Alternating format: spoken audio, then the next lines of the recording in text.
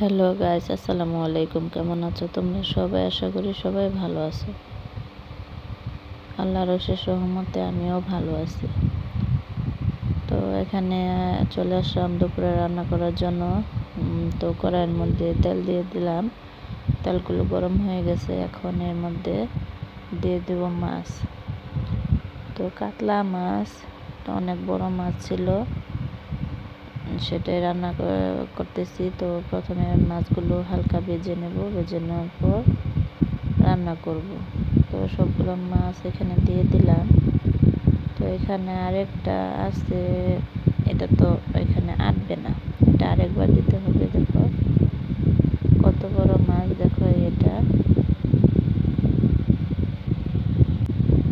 এখানে আটতেছে না। তো এটা এখানে তুলে নিলাম। আর ওই 4টা ভাজা হয়ে গেলে তারপর ওইটা ভেজে নেব। তো দেখি এখন উল্টিয়ে নিচ্ছি সবগুলা। এক পাশ হয়ে গেছে, আরেক পাশ উল্টিয়ে নিচ্ছি। যেহেতু তরকারি রান্না করব, সেজন্য হালকা ভাজলেই হবে, বেশি ভাজলে তরকারি ভালো লাগে না। তো এখন কড়াইয়ের মধ্যে লেগে যাচ্ছে মাছগুলো, ভালোভাবে হয়তো বা গরম হয়েছিল না, সেজন্যই। তো আরেক চুলায় পাশের চুলায় তরকারি বসিয়ে দিই, মশলা কষাই। সেই জন্য এখানে দিয়ে দিলাম তেল। তেলগুলো গরম হয়ে গেছে। এখন এখানে দিয়ে দেব পেঁয়াজ কুচি দিয়ে দেব। তো তেল গরম হয়ে গেছে, এখন এর মধ্যে পেঁয়াজ কুচিগুলো দিয়ে দিলাম। দিয়ে সুন্দরভাবে নাড়াচাড়া করে পেঁয়াজগুলো লাল লাল হয়ে গেলে বাকি মশলাগুলো দিয়ে দেব। তো এখানে পেঁয়াজ কুচি হতে থাক, ওই পাশে মাছগুলো দেখি নামিয়ে নিই। মাছগুলো তো হয়ে গেছে দুই পাশে। এখন মাছগুলো নামিয়ে নেব। নামিয়ে নিয়ে ওই মাছের যে চোপা ছিল সেটা রেখে দিছি, ওটা এখন ভেজে নেব। তো এই যে দেখো, এই একটা চোপায় পুরা কড়াই জুড়ে। তো কত বড় মাছ, একটা মাছই ছিল, 7 কেজি ওজনের মাছ ছিল, এটা কাতলা মাছ।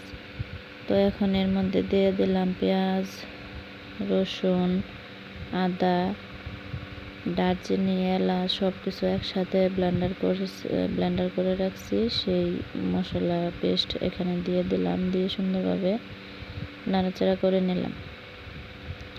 নাড়াচাড়া করে লাল লাল হয়ে গেছে। এখন এর মধ্যে দিয়ে দিব পানি দিয়ে সুন্দর করে ভালোভাবে নাড়াচাড়া করে এখন এর মধ্যে সবগুলা গুঁড়া মশলাগুলো দিয়ে দেব।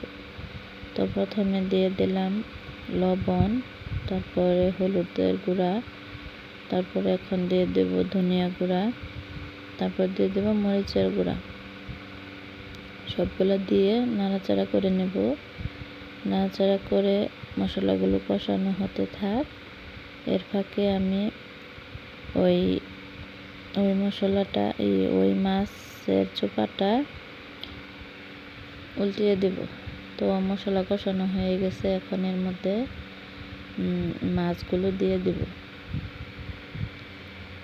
তো অনেকে, বেশিরভাগ মানুষই যদি মাছ ভাজে তাহলে কষায় না, আর আমি মাছ ভাজিও কষাইও, আমার রান্না করতে সময় লাগে বেশি। তো দেখো মাছগুলো কষানো হয়ে গেছে। এখন এর মধ্যে ওই মাছের চোপাটা দিয়ে দেব, দিয়ে এটা ভেঙে নেব। ভেঙে মাছের তরকারির সাথে ওটা মাছের চোপাটাই যে হালকা ভেজে নিয়েছি, ভেজে এখানে কষিয়ে নেব। কষিয়ে এটা ভেঙে নেব। ভেঙে তারপর এখানে লাউ দিয়ে দেব। লাউ দিয়ে মাছগুলো রান্না করব। তো দেখো এই যে লাউ দিয়ে দিয়েছি, দিয়ে চোপার সাথে সুন্দরভাবে কষিয়ে নিলাম। কষিয়ে নেওয়া হয়ে গেলে তারপর সবগুলা মাছ দিয়ে একটু ঝোল দিয়ে দেব। তারপর হয়ে গেলে নামিয়ে নেব।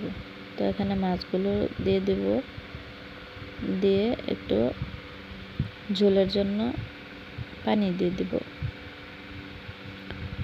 তো আমার ভিডিওগুলো কেমন লাগে তোমরা আমাকে কমেন্টের মাধ্যমে জানাবে। আমার ভিডিওগুলো তোমরা পুরো ভিডিওগুলো শেষ পর্যন্ত দেখবে, আমার জন্য দোয়া করবে, আমার চ্যানেলটা সাবস্ক্রাইব করবে, আমার চ্যানেলের পাশে থাকবে, বন্ধুদের সাথে আমার ভিডিওগুলো শেয়ার করবে, একটা লাইক দিয়ে দিবে।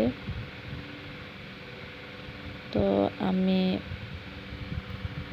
এখন এখানে ঝোলগুলো দিয়ে দিছি, দিয়ে ঢাকনা দিয়ে ঢেকে রেখে দেবো কিছুক্ষণ। তারপর হয়ে গেলে নামিয়ে নেব।